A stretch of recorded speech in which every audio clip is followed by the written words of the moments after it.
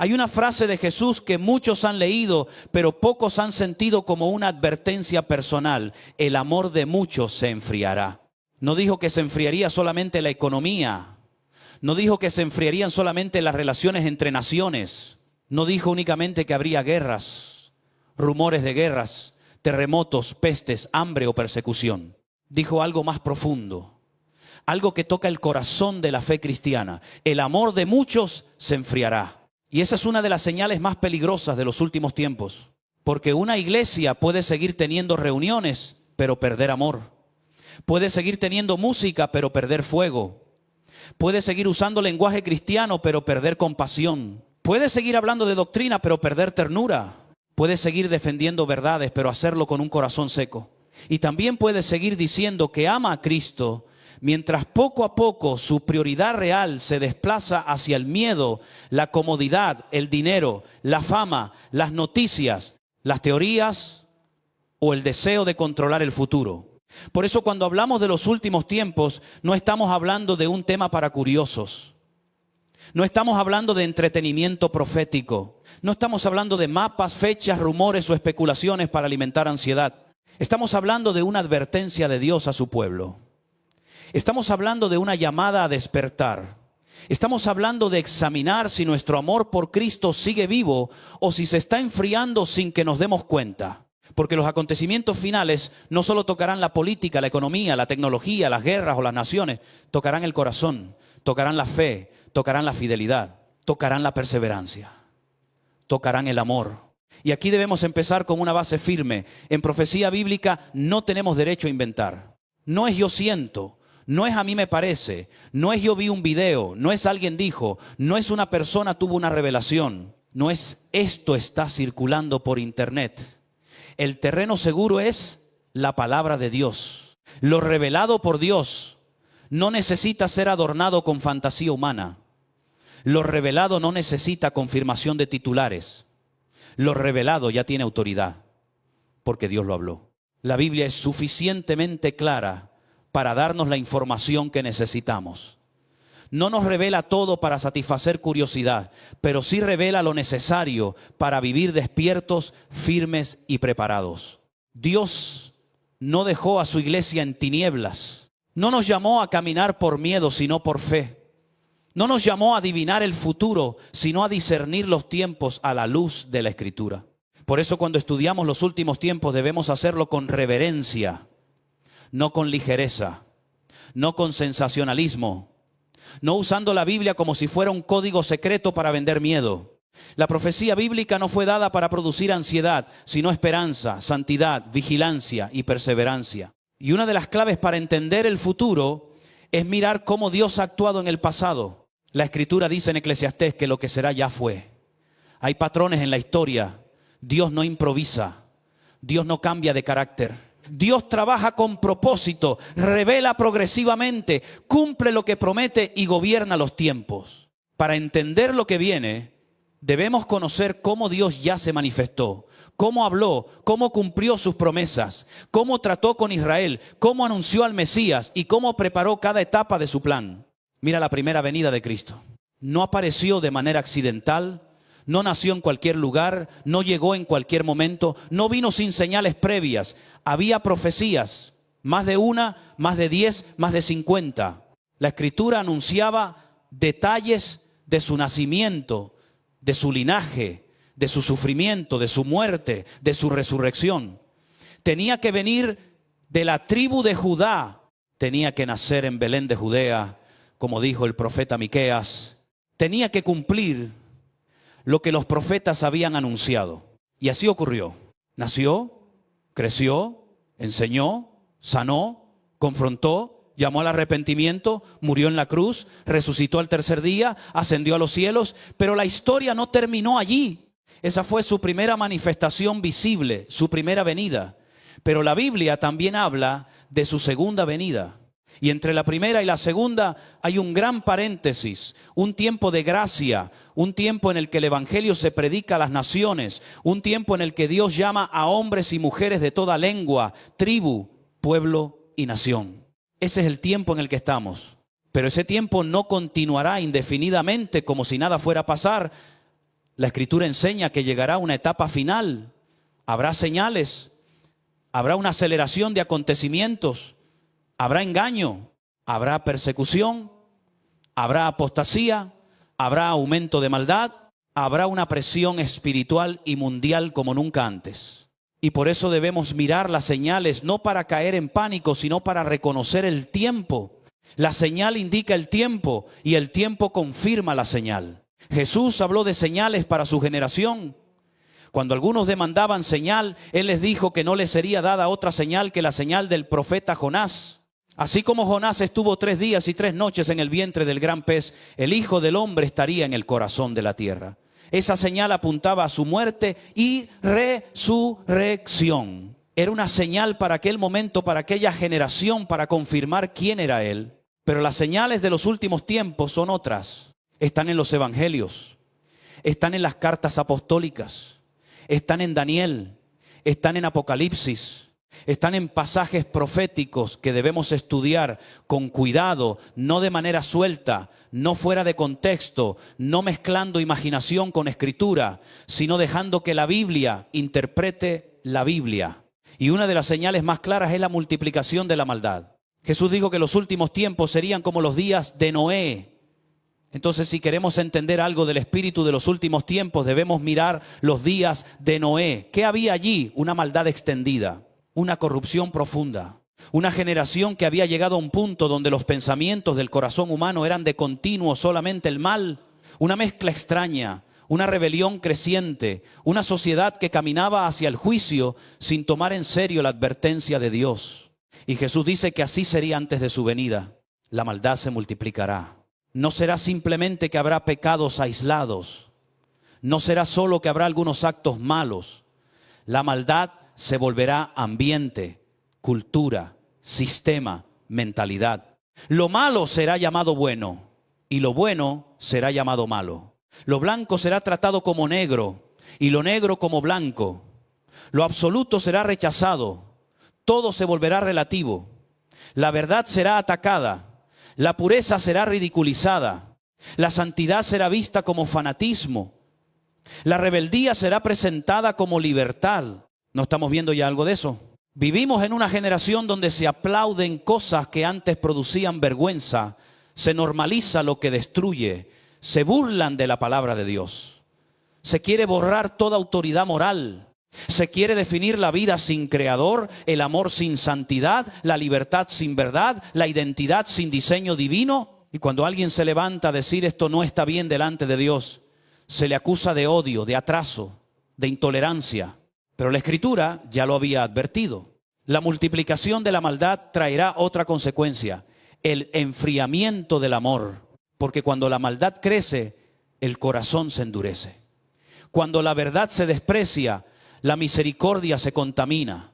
Cuando el pecado se normaliza, la conciencia se adormece. Y cuando el creyente no vela, también puede ser arrastrado por ese ambiente, no necesariamente negando a Cristo con la boca, pero perdiendo el fuego del primer amor. Por eso los últimos tiempos no deben llevarnos solo a mirar afuera, deben llevarnos a mirar adentro. Se está enfriando, mi amor. ¿Sigo amando a Cristo por encima de todo? ¿Sigo teniendo hambre de su palabra? ¿Sigo esperando su venida?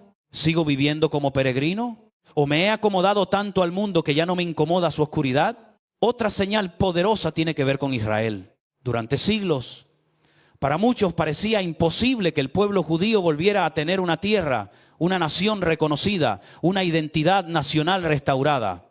Pero en mayo de 1948, Israel volvió a aparecer como Estado en el escenario mundial. Para algunos eso fue solo un acontecimiento político, pero quien conoce la Escritura entiende que no puede mirar a Israel como mira cualquier otra nación. Hay un trasfondo profético, hay pactos, hay promesas. Hay una historia que Dios ha sostenido contra toda lógica humana. Y después, en 1967, Jerusalén volvió a ocupar un lugar central en los acontecimientos. La ciudad que por siglos estuvo bajo dominio de otros, volvió a quedar bajo control de Israel.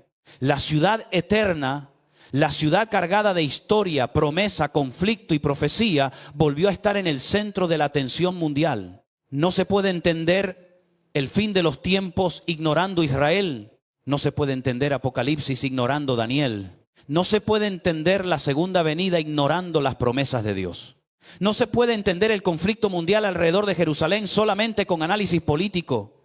Hay un trasfondo espiritual. El mundo no pelea simplemente por territorio. Hay una batalla más profunda. El reino de las tinieblas contra el propósito de Dios. Y aquí debemos ser cuidadosos. No se trata de idolatrar a una nación. No se trata de justificar todo lo que hacen los hombres. Se trata de reconocer que Dios tiene un plan, que la Escritura habla de Israel, que Jerusalén tiene un lugar profético y que el enemigo siempre ha querido destruir aquello que Dios ha decidido preservar para mostrar su fidelidad. El que guarda a Israel no se adormecerá ni dormirá. Y si Dios dijo que cumpliría sus promesas, las cumplirá. Aunque las naciones se levanten, aunque los enemigos rodeen, aunque parezca imposible, Dios no ha perdido el control de la historia. También vemos señales en la reconfiguración de las naciones. Europa, por ejemplo, continente marcado por guerras terribles, por millones de muertos, por conflictos devastadores, hoy se sienta alrededor de mesas de acuerdos, alianzas, estructuras políticas y económicas. Naciones que antes se destruyeron mutuamente, ahora conviven dentro de marcos comunes. Y todo eso nos recuerda que la historia se mueve hacia una concentración de poder, hacia sistemas cada vez más conectados, hacia una unidad que puede parecer conveniente, pero que también prepara escenarios proféticos. No debemos ser ingenuos. La Biblia habla de reinos, imperios, alianzas, estructuras de poder. Habla de un personaje final que se levantará con una capacidad política extraordinaria. Un líder que no será simplemente un gobernante más. Recibirá poder, autoridad, influencia, carisma, capacidad de pacto. La Escritura lo llama con distintos nombres. El hombre de pecado, el hijo de perdición, el inicuo, el cuerno pequeño, la bestia, el anticristo. Y aunque hablaremos de eso con más detalle, debemos entender desde el principio que los últimos tiempos no serán una colección de accidentes. Habrá una dirección, habrá una estrategia, habrá un sistema, habrá un engaño global. Habrá una oferta de paz y seguridad que muchos recibirán como solución, pero que estará impregnada de tinieblas. Por eso el creyente necesita una mente bíblica. No basta saber noticias, no basta estar informado. Puedes saber lo que ocurre en el mundo y no entender nada si no tienes la Escritura. Puedes leer titulares, escuchar analistas, seguir conflictos, ver mapas, estudiar economía, tecnología, inteligencia artificial, geopolítica y aún así estar ciego espiritualmente. La clave no es solo información, es revelación bíblica. Dios nos dio su palabra para interpretar los tiempos, no para que vivamos asustados, sino para que vivamos preparados. No para que calculemos fechas, sino para que cuidemos el corazón. No para que despreciemos la vida presente, sino para que vivamos con eternidad en los ojos. Porque Cristo viene y la iglesia primitiva vivía con esa expectativa. Nuestros antepasados en la fe hablaban de la venida del Señor, cantaban sobre la venida del Señor, oraban esperando la venida del Señor, enseñaban a los hijos que Cristo volvería. Pero en muchos lugares hoy se habla más de proyectos, prosperidad, éxito, emociones, entretenimiento, relaciones, dinero y sueños personales que de la bendita esperanza de la iglesia. ¿Qué nos pasó? ¿Por qué se enfrió esa expectativa?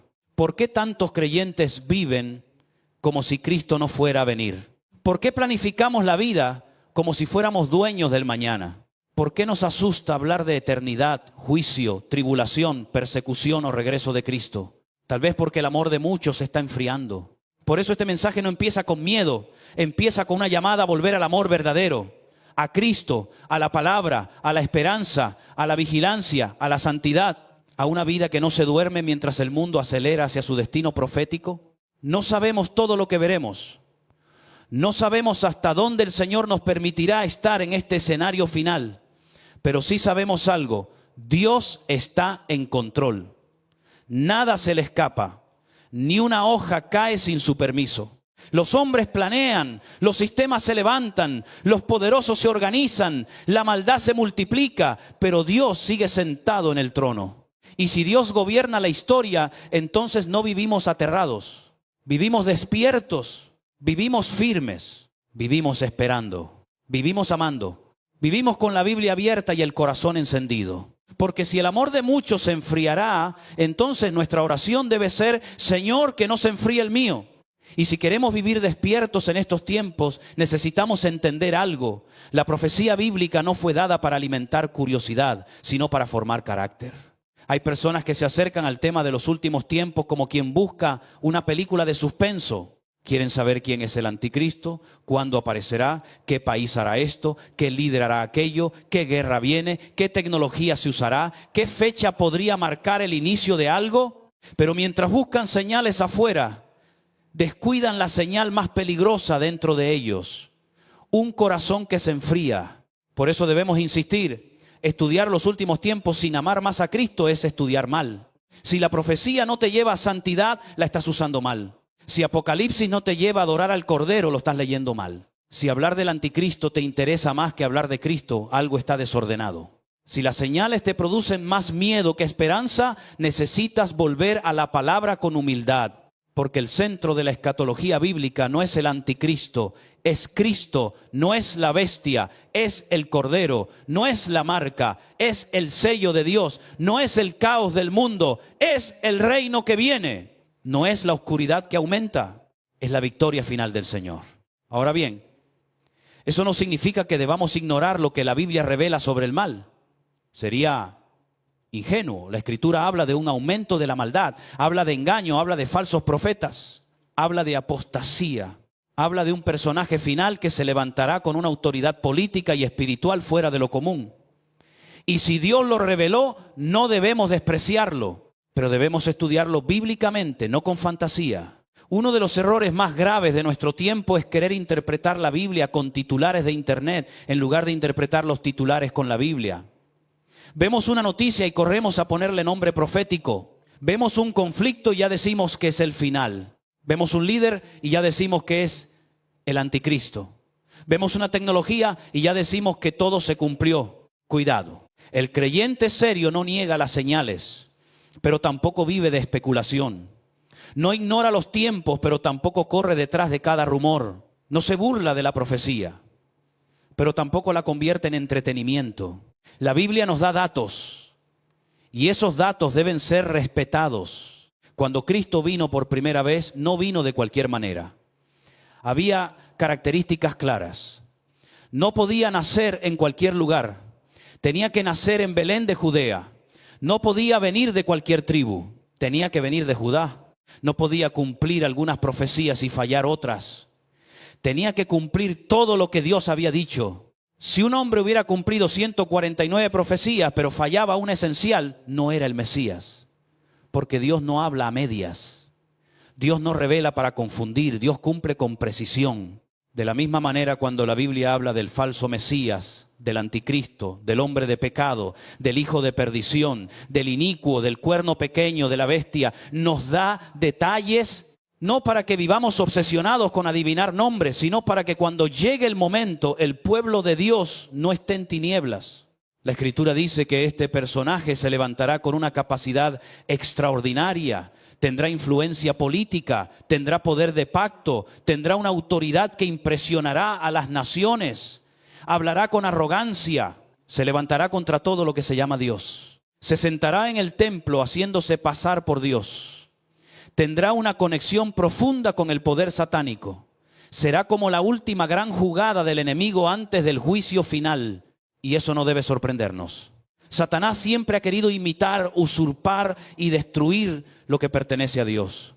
Si Dios tiene a su Cristo, el enemigo presentará un anticristo. Si Dios tiene profetas verdaderos, el enemigo levantará falsos profetas. Si Dios sella a los suyos, el enemigo buscará marcar a los suyos. Si Dios tiene una ciudad, un reino, un pueblo y una adoración, el enemigo intentará levantar su sistema, su reino, su adoración falsa. Todo es imitación torcida. Y por eso el anticristo no vendrá simplemente como un hombre grotesco que todos rechazarán de inmediato. Ese es el engaño. Muchos piensan que el mal siempre se presenta feo, evidente, fácil de detectar, pero no. El mal muchas veces se presenta como solución, como paz, como seguridad, como unidad, como progreso, como orden en medio del caos. Pablo habla de un tiempo donde los hombres dirán paz y seguridad. Y debemos entender esto. El mundo estará tan cansado de crisis, guerras, miedo, economía inestable, conflictos, terrorismo, enfermedades, tensiones entre naciones, que cuando alguien se levante ofreciendo paz y seguridad, muchos lo abrazarán como Salvador. Pero no todo el que promete paz viene de Dios. Hay una paz falsa que prepara esclavitud. Hay una seguridad falsa que exige adoración. Hay una unidad falsa que se construye contra Cristo. Y el creyente debe discernir. La Biblia también habla de un falso profeta. Este no es simplemente un religioso más. Es una figura espiritual, una voz religiosa, un sistema que apoyará el engaño. Tendrá apariencia de espiritualidad, pero servirá al sistema de la bestia. Hará señales, convencerá. Dirigirá la adoración hacia el poder equivocado. Será una religión sin Cristo verdadero, una espiritualidad sin arrepentimiento, un mensaje que parece piadoso, pero termina llevando a la idolatría. Esto es importante, porque el engaño final no será solamente político, será espiritual. No bastará con leyes, economía, tecnología o poder militar. Habrá adoración, habrá culto, habrá una demanda de lealtad profunda. El anticristo no querrá solo gobernar cuerpos, querrá capturar conciencias. No querrá solo administrar naciones, querrá ocupar el lugar de Dios. Y allí la iglesia debe estar preparada. Porque si no conocemos la palabra, podemos confundir espiritualidad con verdad. Podemos pensar que algo es de Dios solo porque usa lenguaje religioso. Podemos pensar que una señal confirma una doctrina. Podemos pensar que un líder es enviado por Dios porque habla de paz, unidad, amor o humanidad. Pero la pregunta del creyente siempre debe ser: ¿exalta a Cristo como Señor? ¿Se somete a la Escritura? ¿Llama al arrepentimiento? ¿Defiende la verdad? ¿Reconoce al Dios de la Biblia? ¿O está construyendo una espiritualidad donde el hombre termina adorándose a sí mismo? El falso profeta no llevará a la gente al Cristo crucificado y resucitado, llevará a la gente a adorar a la bestia. Por eso debemos tener mucho cuidado con una espiritualidad sin Biblia. Una espiritualidad que habla de luz pero no de pecado, que habla de amor pero no de santidad, que habla de unidad pero no de verdad, que habla de paz pero no de la cruz, que habla de Dios pero no del señorío de Cristo. Esa espiritualidad puede preparar el camino para el engaño final. Y aquí entra otro elemento de nuestro tiempo: la tecnología. No debemos tener una visión infantil. La tecnología no es mala en sí misma. Internet puede llevar la palabra de Dios a lugares donde nosotros nunca llegaremos. Una cámara puede transmitir un mensaje que alcance a una persona en un hospital, en una cárcel, en otro país, en una habitación solitaria. Un teléfono puede usarse para leer la Biblia, escuchar una predicación, orar con alguien, compartir el evangelio. Pero el enemigo también usa herramientas. Lo que el hombre crea puede ser usado para bendición o para maldad.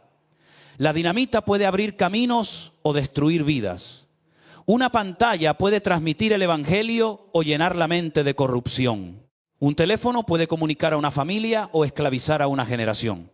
La inteligencia artificial puede ayudar en tareas útiles, pero también puede alimentar sistemas de control, falsificación, manipulación, vigilancia y creación de nuevas formas de idolatría. En los últimos tiempos, la tecnología jugará un papel importante. No porque la tecnología sea el anticristo, sino porque los sistemas finales necesitarán control, información, vigilancia, economía centralizada, comunicación global y capacidad de engaño masivo. Hoy ya vemos cómo los datos de las personas se recogen, se analizan, se venden, se usan. Hablamos cerca de un teléfono y aparecen anuncios. Caminamos con un dispositivo y alguien sabe dónde estamos. Compramos, buscamos, miramos, escribimos y todo queda registrado. Esto no debe producir paranoia, pero sí vigilancia. El creyente no debe vivir como ingenuo. Hay sistemas que conocen más de tus hábitos que muchos familiares tuyos. Saben qué compras, qué miras, qué deseas, qué temes, dónde vas, con quién hablas. Y si hoy esa información se usa para venderte productos, mañana puede usarse para controlar, excluir, premiar o castigar. La Biblia habla de un sistema donde nadie podrá comprar ni vender si no tiene la marca relacionada con la bestia. Eso durante siglos parecía imposible para muchos. ¿Cómo controlar compras y ventas a nivel mundial? Pero nuestra generación ya entiende que tecnológicamente eso no es ciencia ficción. El dinero físico puede desaparecer, las transacciones pueden digitalizarse, la identidad puede centralizarse. Los datos pueden unirse. Lo que antes parecía lejano, hoy parece técnicamente posible. Pero volvemos a lo mismo. No se trata de asustarnos con tecnología. Se trata de entender que la palabra de Dios no exageraba. Lo que Dios reveló se cumplirá. Y cuando veamos que el mundo se mueve hacia escenarios que la Biblia anunció, no debemos entrar en pánico. Debemos afirmar nuestra fe. Debemos decir, Señor, tu palabra es verdad. Tú nos avisaste. Tú gobiernas. Tú sabes lo que viene. Y si tú nos lo revelaste, no fue para destruir nuestra paz, sino para prepararnos. También Apocalipsis habla de una imagen de la bestia que habla. Durante siglos muchos no podían imaginar cómo una imagen podía hablar y recibir adoración. Hoy, con hologramas, inteligencia artificial, imágenes digitales, avatares, pantallas, realidad aumentada, sistemas interactivos, uno entiende que la capacidad tecnológica para crear apariencias impresionantes está creciendo de manera acelerada. Pero el problema no es solo que una imagen hable. El problema es que los hombres la adoren, porque el corazón humano, cuando rechaza al Dios vivo, termina adorando lo que fabrica con sus manos.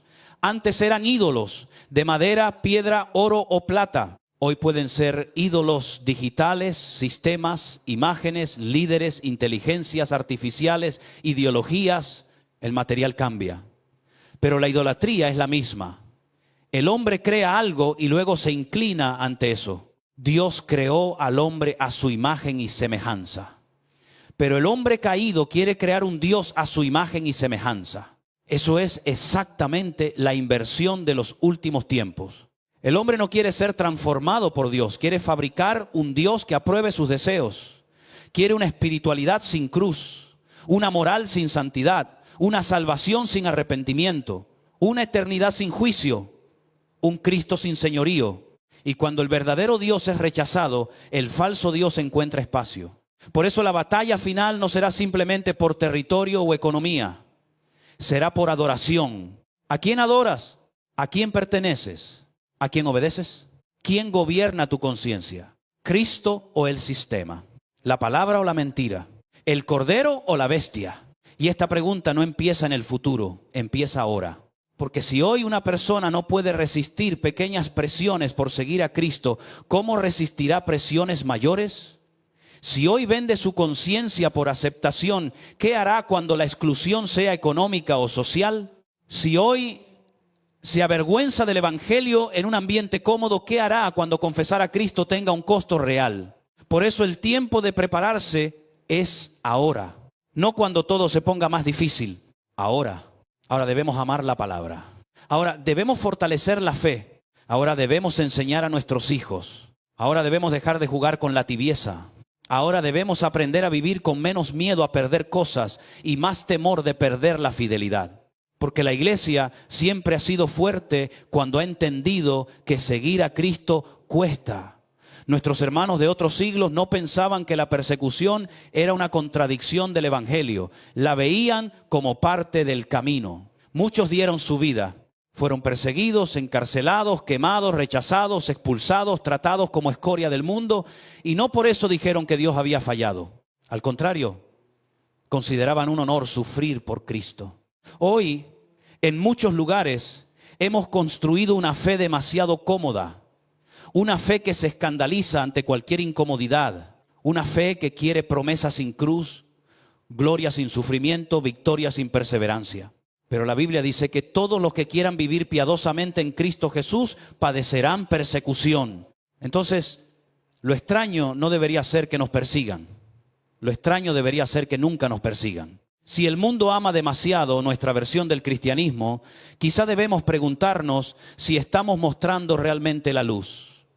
Porque la luz incomoda a las tinieblas, la verdad incomoda a la mentira, la santidad incomoda a la corrupción. Cristo incomoda al sistema de este mundo y sin embargo no debemos buscar persecución por imprudencia.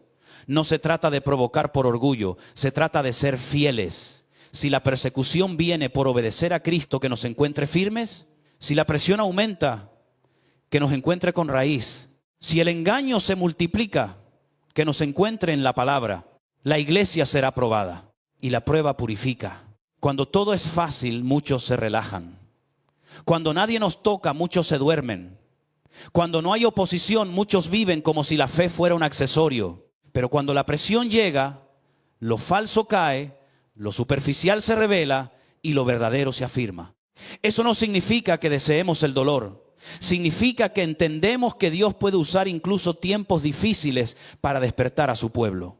Lo bueno de que todo se ponga malo es que la iglesia puede volver a encenderse, puede volver a orar, puede volver a amar la palabra, puede volver a dejar de jugar, puede volver a buscar a Cristo con seriedad, puede volver a entender que no estamos aquí para entretenernos, sino para ser testigos. Y si el amor de muchos se enfriara, que la prueba no apague el nuestro, que lo purifique, que lo encienda, que lo haga más firme, que nos lleve a decir: Cristo, aunque el mundo tiemble, tú sigues siendo mi Señor.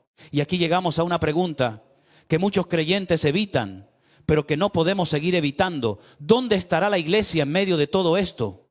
Porque cuando se habla de los últimos tiempos, muchos quieren hablar del anticristo, de la marca, de las guerras, de Israel, de las naciones, de la tecnología, de la inteligencia artificial, de los sistemas económicos. Pero tarde o temprano hay que preguntar: ¿y la iglesia?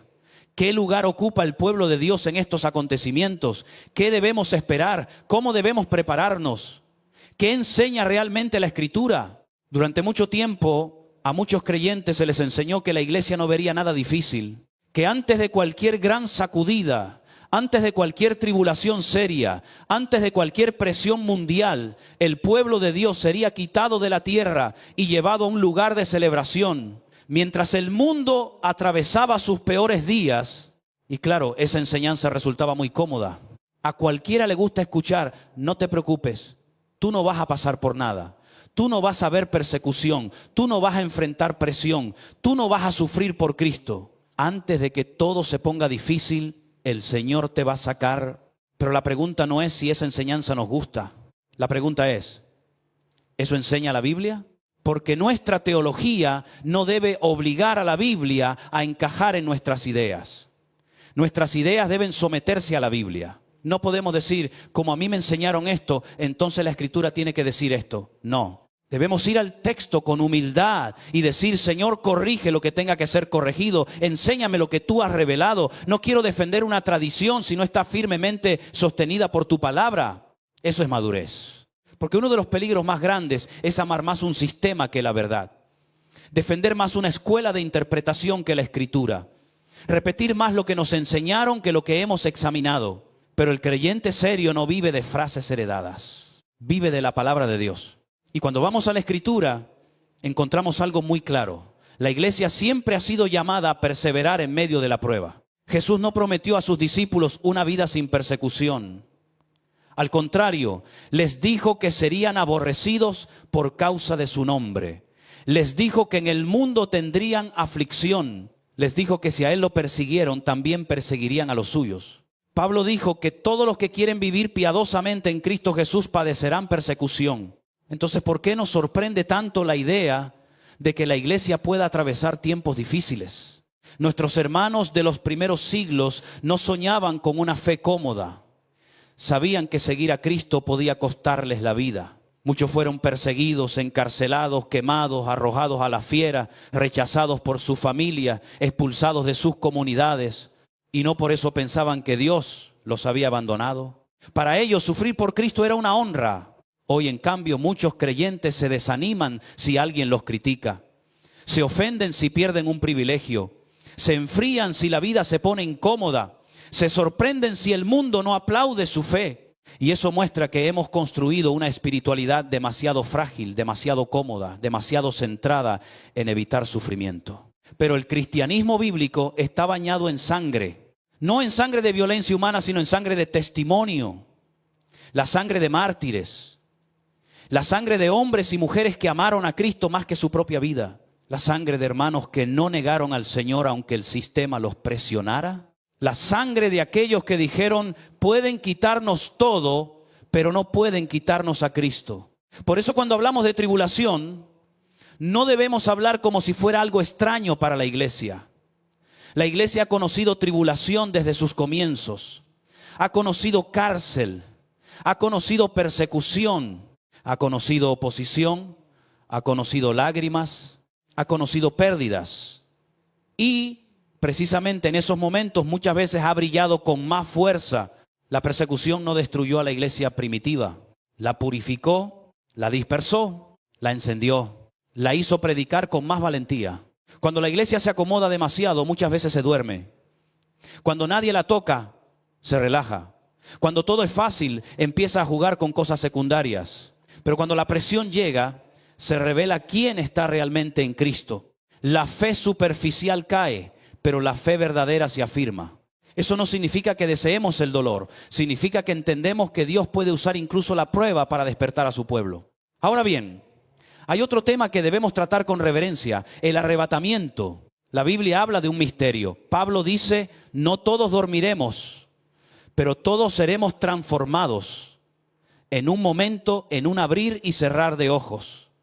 Habla de una trompeta, habla de muertos en Cristo resucitando, habla de creyentes vivos transformados, habla de un encuentro con el Señor, habla de una esperanza gloriosa.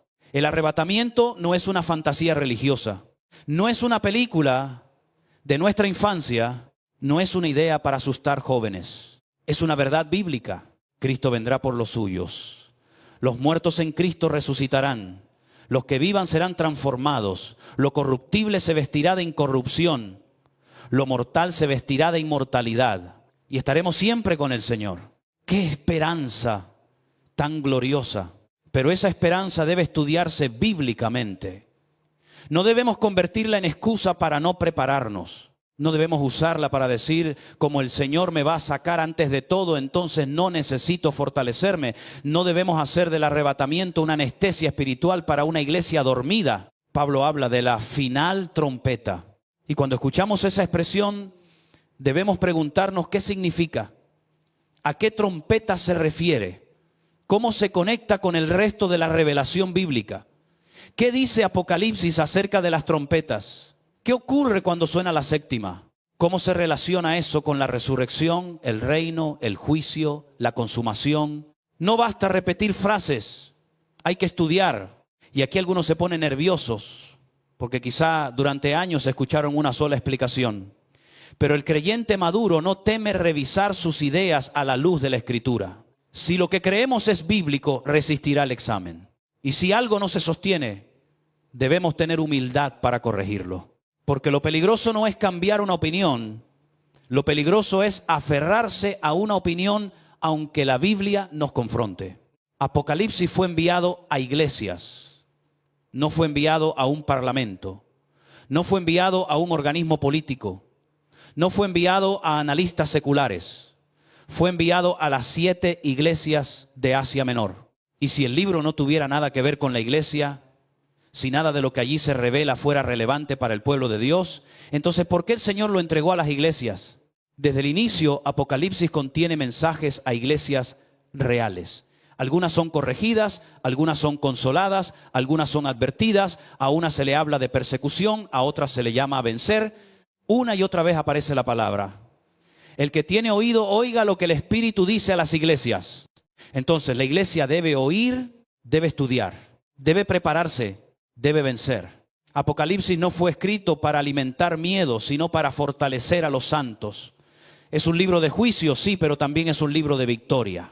Es un libro de bestias, trompetas, copas y sellos, sí, pero sobre todo es el libro del Cordero. El Cordero que fue inmolado, el Cordero que abre los sellos, el Cordero que vence, el Cordero que reina, y el pueblo del Cordero no debe vivir dormido, debe vivir fiel. Por eso, cuando algunos dicen, la iglesia no verá nada, no pasará nada, no sufrirá nada, debemos responder con la Escritura. No con discusiones carnales, no con orgullo, no para dividir, sino con una pregunta honesta, ¿dónde dice eso? ¿Cómo encaja eso con las advertencias de Jesús? ¿Cómo encaja con el llamado a la perseverancia? ¿Cómo encaja con los santos venciendo por la sangre del Cordero y por la palabra del testimonio de ellos? ¿Cómo encaja con la historia de una iglesia que siempre ha sido perseguida? La esperanza cristiana no consiste en negar la tribulación, consiste en saber que Cristo reina en medio de ella. No tenemos una esperanza débil que dice nada malo me tocará. Tenemos una esperanza más profunda. Aunque pase por fuego, el Señor estará conmigo. Aunque venga persecución, Cristo me sostendrá. Aunque el mundo tiemble, el reino de Dios permanece. Aunque pierda mi vida, la ganaré en Él. Eso es cristianismo. Y esto debe despertar a una generación que se ha dormido en comodidades, porque muchos están jugando a ser creyentes, están entretenidos, están distraídos, están más preocupados por hacerse ricos que por la venida del Señor, más pendientes de sueños personales que de la santidad, más interesados en éxito que en fidelidad, más ocupados en planes a largo plazo que en vivir listos para encontrarse con Cristo. No está mal trabajar, no está mal planificar con sabiduría, no está mal formar una familia, estudiar, emprender, construir, ahorrar, proyectar, pero todo eso debe hacerse con una conciencia: no soy dueño del mañana, mi vida está en manos de Dios. Cristo puede venir y aunque no viniera hoy, hoy podría ser mi último día. Esa conciencia cambia la manera de vivir. Cuando una persona entiende que la vida es frágil, deja de perder tiempo en tonterías. Cuando entiende que Cristo puede venir, deja de jugar con el pecado. Cuando entiende que la eternidad es real, deja de vivir solo para lo temporal. Cuando entiende que la iglesia será probada, deja de alimentar una fe de algodón. Necesitamos una fe con raíces, una fe que pueda resistir presión, una fe que no dependa de comodidad, una fe que no se enfríe cuando la maldad aumente, una fe que no se escandalice si el mundo nos aborrece, una fe que pueda decir: venga lo que venga, yo pertenezco a Cristo. Porque la verdad es esta: no sabemos exactamente cuánto veremos, no sabemos hasta dónde el Señor permitirá que nuestra generación contemple el desarrollo de estos acontecimientos. No sabemos si veremos ciertos eventos desde la tierra o desde la presencia del Señor. No sabemos qué intensidad de prueba atravesará cada uno, pero sí sabemos que debemos estar preparados, preparados para vivir, preparados para sufrir, preparados para servir, preparados para discernir, preparados para morir si fuera necesario, preparados para ser arrebatados si el Señor viene. El problema es que muchos solo quieren prepararse para escapar, pero no para permanecer fieles. Y la Biblia nos llama a ambas cosas: a esperar la venida del Señor y a perseverar hasta el fin. Jesús dijo: el que persevere hasta el fin, éste será salvo. Perseverar significa seguir cuando es difícil, seguir cuando hay oposición, seguir cuando otros se enfrían, seguir cuando el amor de muchos baja de temperatura, seguir cuando el engaño aumenta, seguir cuando la presión aprieta. No persevera quien nunca enfrenta nada, persevera quien enfrentándolo permanece. Por eso, iglesia, no vivas anestesiada por doctrinas cómodas. No vivas pensando que la preparación es innecesaria. No vivas diciendo: a mí nada me va a tocar. Vive diciendo: Señor, pase lo que pase, guárdame fiel. Esa es la oración correcta. No solamente: Señor, líbrame de todo dolor, sino: Señor, no permitas que niegue tu nombre. No solamente: Señor, que no venga tribulación, sino: Señor, si viene la prueba, dame gracia para vencer. No solamente: Señor, sácame antes de que todo sea difícil, sino: Señor, hazme digno de permanecer firme hasta el día de Cristo.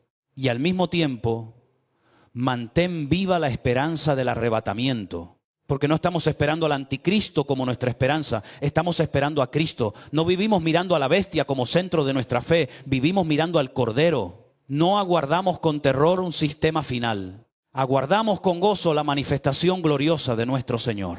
El arrebatamiento debe encender esperanza, no debates inútiles.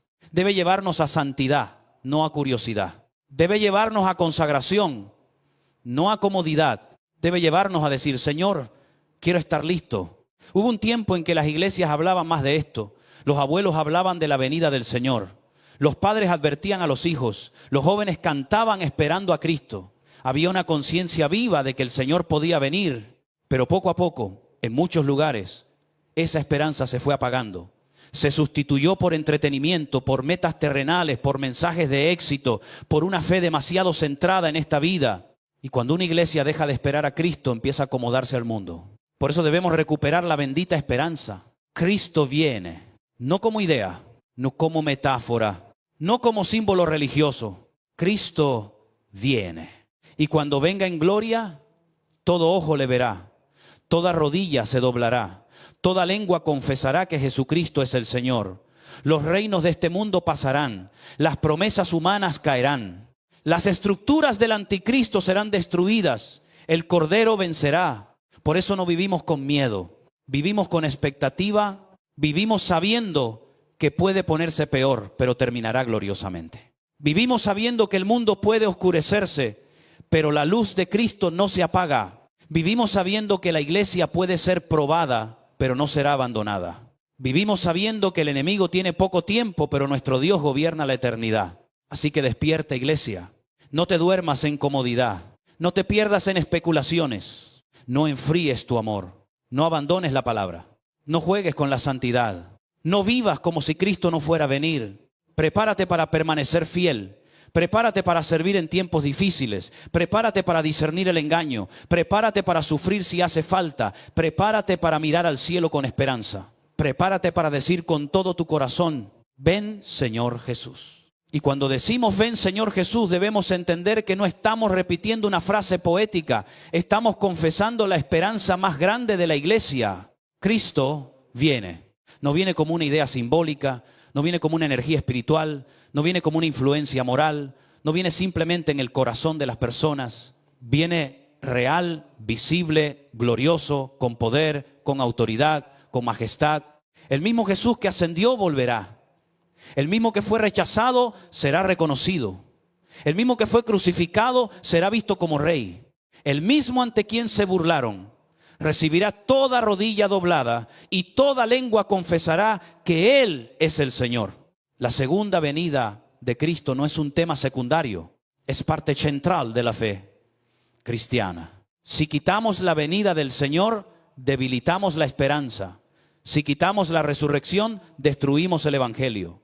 Si quitamos el juicio, convertimos la historia en un círculo sin sentido. Si quitamos el reino venidero, dejamos al creyente mirando solo esta tierra, como si esta vida fuera todo. Pero la Biblia no nos deja así. La Biblia nos enseña que Cristo murió, resucitó, ascendió y volverá. Y esa expectativa debe gobernar nuestra manera de vivir. El creyente no vive solamente mirando lo que ocurre alrededor, vive mirando hacia arriba. Vive con los pies en la tierra, sí, pero con el corazón anclado en la eternidad. Ahora bien, cuando estudiamos pasajes sobre la venida del Señor, necesitamos hacerlo con humildad y seriedad. Porque uno de los errores más comunes es interpretar la Biblia con los parámetros de nuestra época. Como si los autores bíblicos hubieran escrito pensando en nuestros teléfonos, nuestros satélites, nuestras pantallas, nuestras redes sociales o nuestra tecnología. Por ejemplo, cuando la Escritura dice que todo ojo le verá, muchos inmediatamente dicen, claro, eso será por televisión, por internet, por transmisión mundial, por celulares. Y puede ser que la tecnología tenga algún papel en cómo el mundo se entera de ciertos acontecimientos. Pero no debemos reducir una declaración gloriosa de la Escritura a una explicación tecnológica del siglo XXI.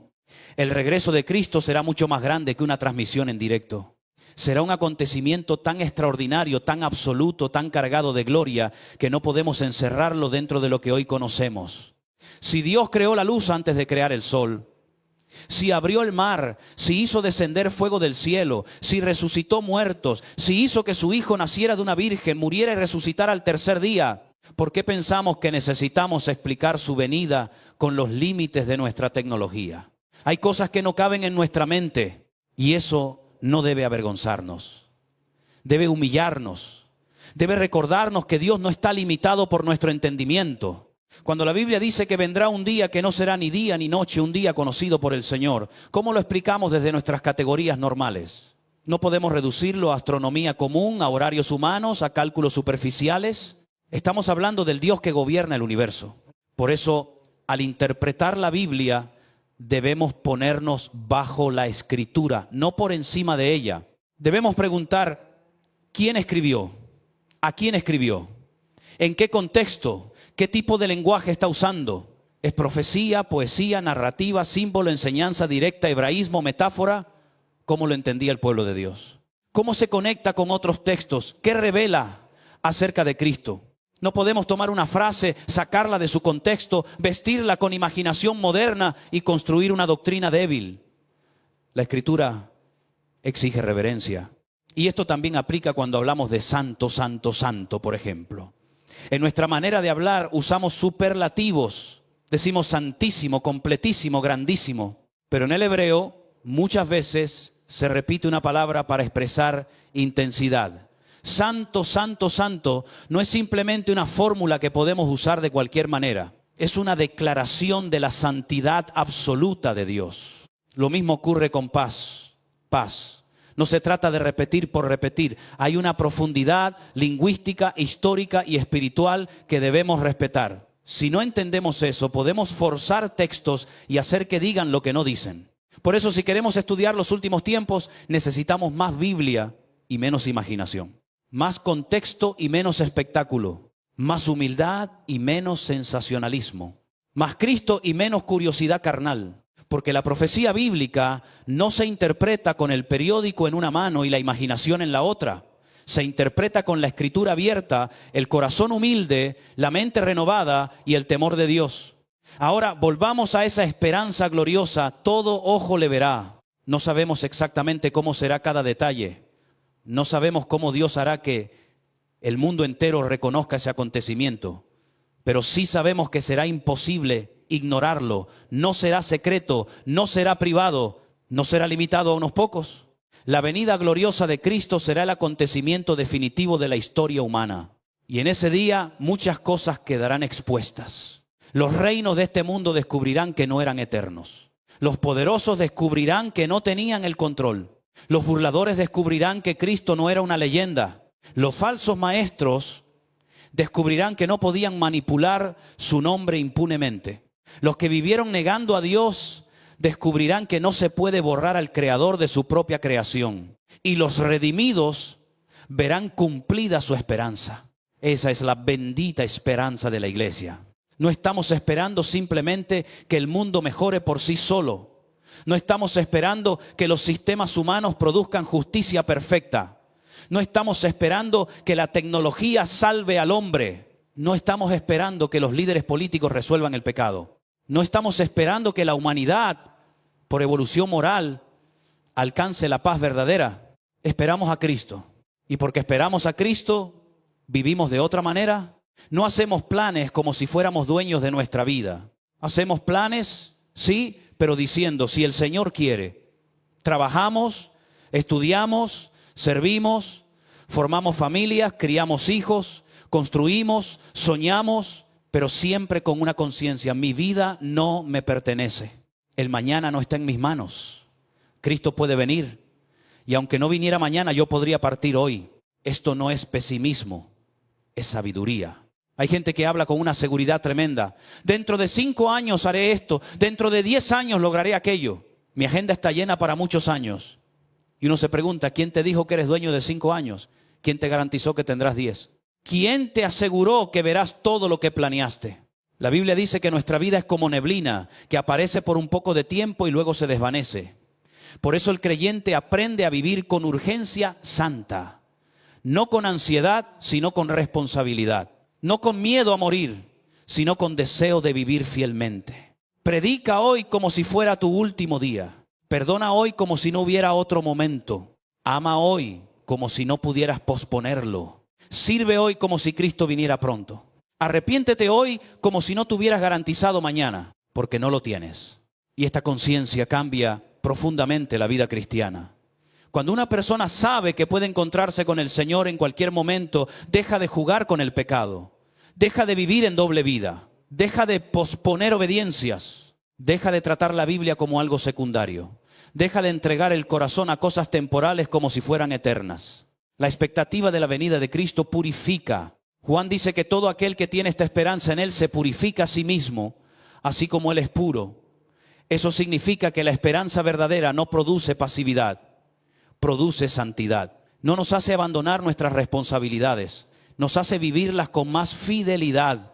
No nos vuelve irresponsables, nos vuelve más conscientes. Si Cristo viene, quiero que me encuentre fiel. Si Cristo viene, quiero que me encuentre amando. Si Cristo viene, quiero que me encuentre sirviendo. Si Cristo viene, quiero que me encuentre con la lámpara encendida. Si Cristo viene, quiero que me encuentre velando. Pero aquí debemos reconocer algo doloroso. Muchos creyentes han perdido esta expectativa. En generaciones anteriores, los padres y los abuelos hablaban de la venida del Señor. Se cantaba de la venida del Señor. Se predicaba sobre la venida del Señor. Los niños crecían escuchando que Cristo volvería. Había una conciencia espiritual, una tensión santa, una esperanza viva. Hoy en muchos lugares casi no se habla de eso. Se habla de éxito, de proyectos, de relaciones, de bienestar, de prosperidad, de autoestima, de sueños personales, de alcanzar metas, de ser felices aquí. Pero poco se habla de que el Rey viene. Poco se habla de que este mundo pasa. Poco se habla de que seremos juzgados. Poco se habla de que debemos estar preparados. Y cuando una iglesia deja de esperar la venida de Cristo, empieza a acomodarse demasiado al mundo. Porque si no espero al Señor, empiezo a vivir como si mi destino estuviera aquí. Si no pienso en la eternidad, exagero la importancia de lo temporal. Si no espero el reino, busco construir mi pequeño reino. Si no recuerdo que Cristo viene, me adapto al sistema como si fuera permanente. Pero este mundo no es permanente. Las naciones pasarán, los sistemas pasarán, los líderes pasarán, las agendas humanas pasarán, las riquezas pasarán, la fama pasará, las ideologías pasarán, Cristo permanece. Por eso debemos recuperar la expectativa. Y no me refiero a vivir asustados cada mañana mirando al cielo con paranoia. Me refiero a vivir con una esperanza consciente, limpia, bíblica. Me refiero a levantarnos diciendo, Señor, este día es tuyo. Mi vida es tuya. Si vienes hoy, quiero estar preparado. Si no vienes hoy, quiero servirte fielmente. Eso es cristianismo sano. Mientras esperamos, trabajamos. Mientras esperamos, predicamos. Mientras esperamos, discipulamos. Mientras esperamos, cuidamos a nuestra familia. Mientras esperamos, estudiamos la palabra. Mientras esperamos, resistimos el engaño. Mientras esperamos, no dejamos que el amor se enfríe. Porque la espera bíblica no es cruzarse de brazos, es vigilancia activa. Jesús habló de siervos que deben ser hallados haciendo la voluntad de su Señor cuando Él regrese. No escondidos, no dormidos, no distraídos, haciendo, sirviendo, administrando lo recibido, cuidando lo que se les confió. Y esto nos lleva a una pregunta incómoda. Si Cristo viniera hoy, ¿cómo nos encontraría? ¿Con la Biblia abierta o cerrada? ¿Con el corazón encendido o frío? ¿Con pecado oculto o arrepentimiento sincero? ¿Con amor por las almas o indiferencia? ¿Sirviendo o quejándonos? ¿Velando o distraídos? ¿Esperándolo o viviendo como si nunca fuera a venir? No respondamos demasiado rápido, dejemos que el Espíritu Santo examine el corazón. Porque algunos dicen, yo espero al Señor, pero viven como si esperaran solo la próxima oportunidad de ganar dinero. Otros dicen, Cristo viene, pero guardan resentimientos. Otros dicen, el mundo se acaba, pero siguen jugando con la impureza. Otros dicen, estamos en los últimos tiempos, pero no evangelizan, no oran, no estudian, no sirven. La verdadera esperanza se demuestra en la vida. Si creo que Cristo viene, mi agenda cambia. Si creo que Cristo viene, mis prioridades cambian. Si creo que Cristo viene, mi manera de usar el dinero cambia. Si creo que Cristo viene, mi relación con el pecado cambia. Si creo que Cristo viene, mi forma de mirar a mi familia cambia. Si creo que Cristo viene, mi urgencia por las almas cambia. No podemos predicar la venida del Señor con una vida dormida. Y tampoco podemos preparar a la próxima generación si nosotros mismos hemos perdido la esperanza. ¿Qué les estamos enseñando a nuestros hijos? A perseguir solamente éxito, a vivir cómodamente, a integrarse al mundo, a no sufrir, a buscar una vida sin conflicto. ¿O les estamos enseñando que Cristo viene, que la palabra es verdad, que el mundo pasa, que vale la pena ser fiel, que la santidad importa, que la eternidad es real? Muchos jóvenes no están preparados para la venida del Señor porque nadie les habla de ella. Saben de tecnología, entretenimiento, tendencias, emociones, relaciones, planes, carreras, pero no saben hablar de la bendita esperanza. No saben quién es Gog y Magog. No saben qué dice Mateo 24. No saben qué enseña Daniel. No saben por qué Israel importa proféticamente. No saben qué significa perseverar hasta el fin. Y no es solo culpa de ellos. Una generación anterior dejó de hablar, dejó de preparar, dejó de advertir, dejó de cantar con lágrimas. Cristo viene. Debemos recuperar eso. No para asustar a los jóvenes, sino para darles esperanza. No para llenarlos de teoría, sino para afirmarles en la Escritura. No para que abandonen responsabilidades, sino para que vivan con propósito eterno. Un joven que sabe que Cristo viene no desperdicia su vida igual. Una familia que espera al Señor no ordena sus prioridades igual. Una iglesia que vive esperando a Cristo no predica igual. La venida del Señor embellece la obediencia, hace que el sufrimiento tenga sentido, hace que la renuncia valga la pena, hace que el servicio escondido importe, hace que la persecución no nos destruya, hace que la muerte pierda su poder definitivo, porque sabemos hacia dónde va la historia. No va hacia el triunfo final del mal, no va hacia el reinado eterno del anticristo, no va hacia el dominio absoluto de los sistemas humanos. La historia va hacia el día en que Cristo será visto, reconocido, glorificado y su reino se manifestará con plenitud. Por eso, aunque se multiplique la maldad, no desesperamos. Aunque el amor de muchos se enfríe, pedimos fuego. Aunque se levanten falsos cristos, seguimos al verdadero. Aunque haya señales engañosas, permanecemos en la palabra. Aunque vengan persecuciones, guardamos la fe. Aunque no entendamos todos los detalles, confiamos en el Dios que gobierna la historia. Y aunque el mundo se burle, decimos con gozo, bendita esperanza.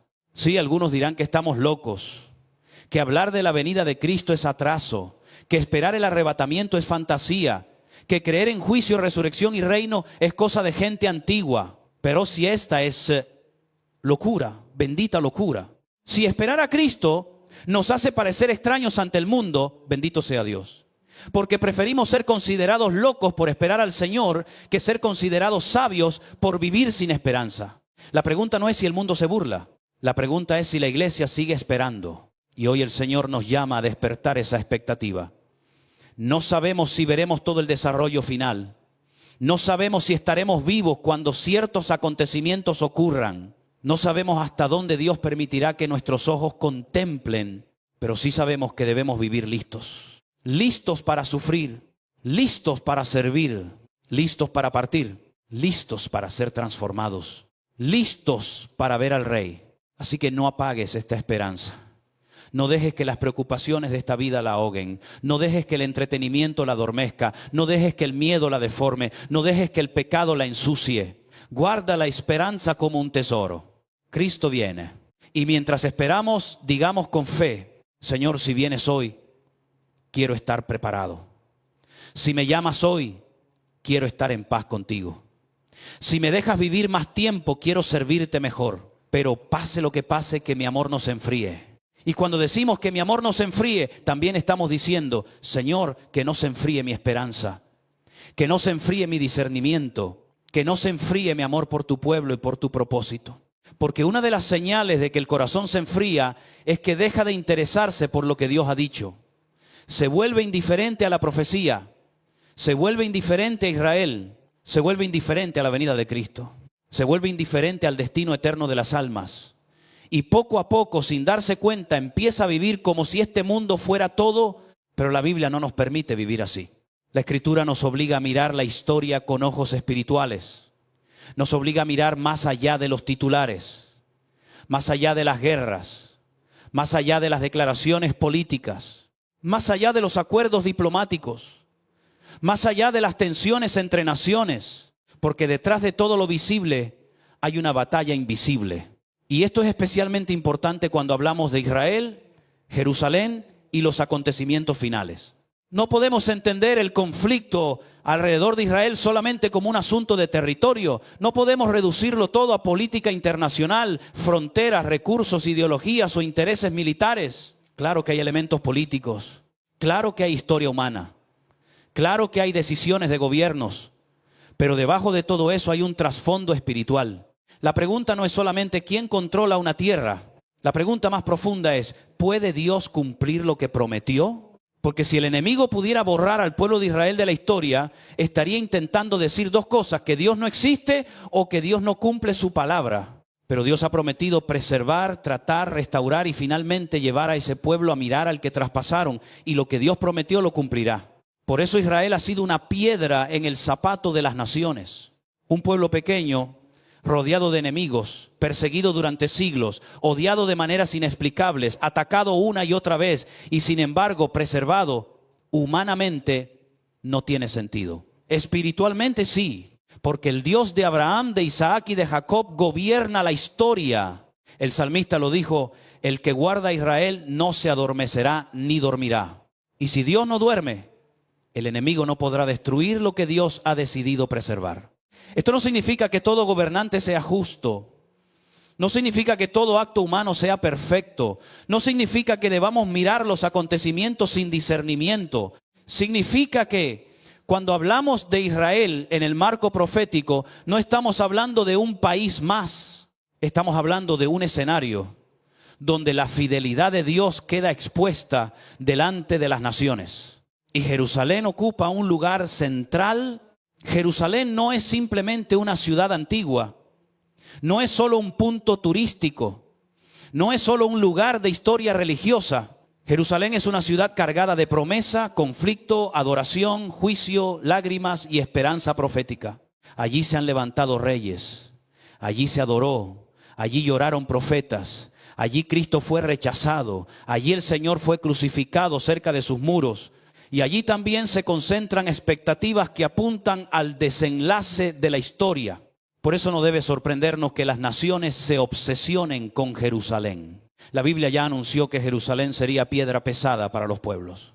Muchos querrán moverla, controlarla, dividirla, poseerla, redefinirla, pero no entienden que no están tratando solamente con diplomacia. Están tratando con el Dios que decidió poner su nombre allí de una manera especial en la historia de la redención. Y esto nos lleva a Ezequiel. Cuando el profeta habla del valle de los huesos secos, no está contando una escena bonita para inspirar una canción.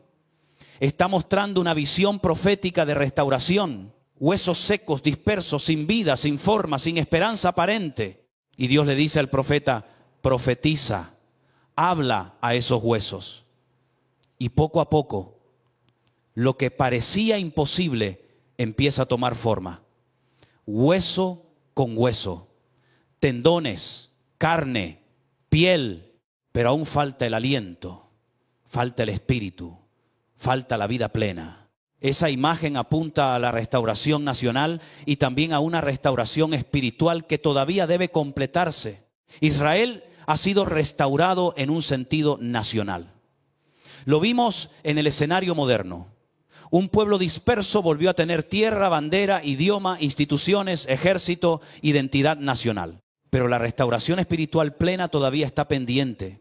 Todavía falta ese momento en que mirarán al que traspasaron y llorarán por él. Todavía falta ese reconocimiento profundo del Mesías verdadero. Y mientras eso se acerca, la oposición aumenta.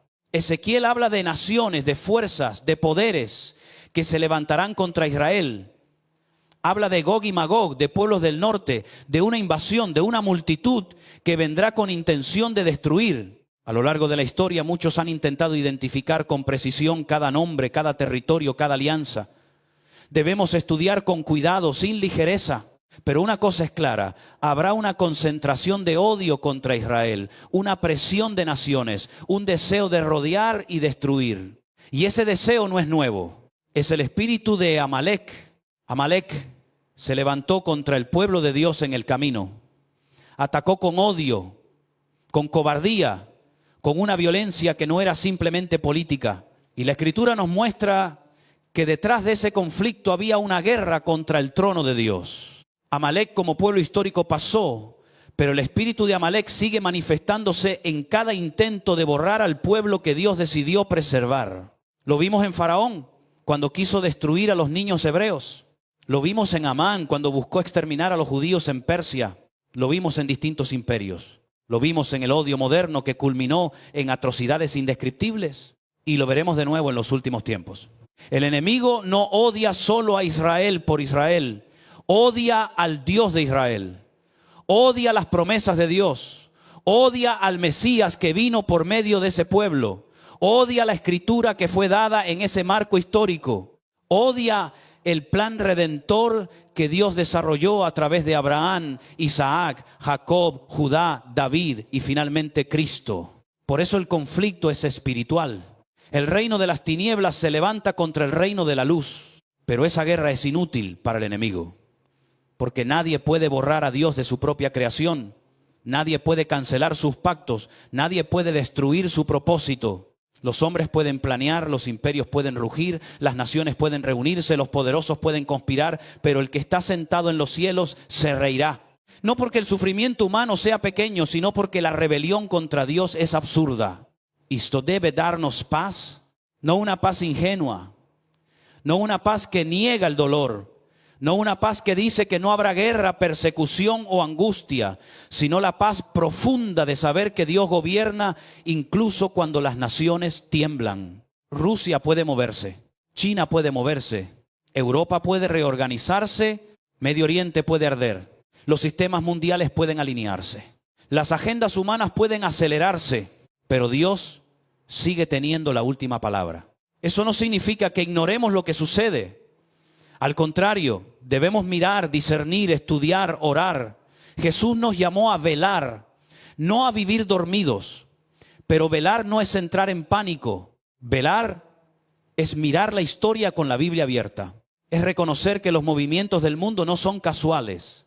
Es entender que la maldad se multiplica, que el escenario se prepara, que las naciones se agitan, pero que el Señor no ha perdido el control. Y en medio de esto debemos cuidar el corazón. Porque cuando uno mira tantas guerras, tantas noticias, tantas amenazas, tantos rumores, puede caer en ansiedad, puede llenar la mente de miedo, puede vivir pendiente de cada movimiento político, puede pasar horas viendo análisis, mapas, discursos, ataques, respuestas, alianzas, teorías, y al final su corazón no está más santo, sino más cargado. Por eso la profecía debe llevarnos a oración, no a obsesión. Debe llevarnos a santidad, no a paranoia. Debe llevarnos a evangelizar, no a discutir todo el día. Debe llevarnos a amar más a Cristo, no a vivir fascinados con el mal. Si estudiar los últimos tiempos te está robando paz, quizá no estás estudiando bien.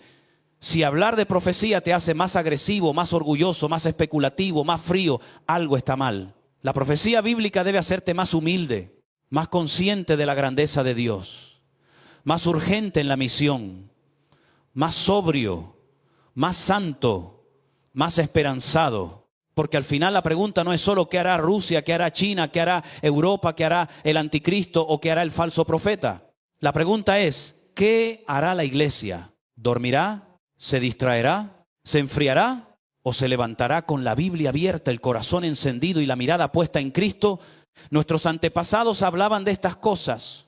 Muchos abuelos enseñaban a sus nietos sobre la venida del Señor, sobre Gog y Magog, sobre Israel, sobre la necesidad de estar preparados. Tal vez no tenían todos los detalles ordenados como un profesor de escatología, pero tenían algo que no debemos perder: expectativa. Vivían esperando, vivían hablando de la venida del Señor, vivían con conciencia de que la historia iba hacia un encuentro con Cristo. Hoy muchos jóvenes no han oído casi nada de eso. Saben mucho de tendencias, de redes, de música, de series, de tecnología, de relaciones, de planes personales, pero poco de Daniel, poco de Ezequiel, poco de Mateo 24, poco de Apocalipsis, poco de la esperanza gloriosa de la iglesia.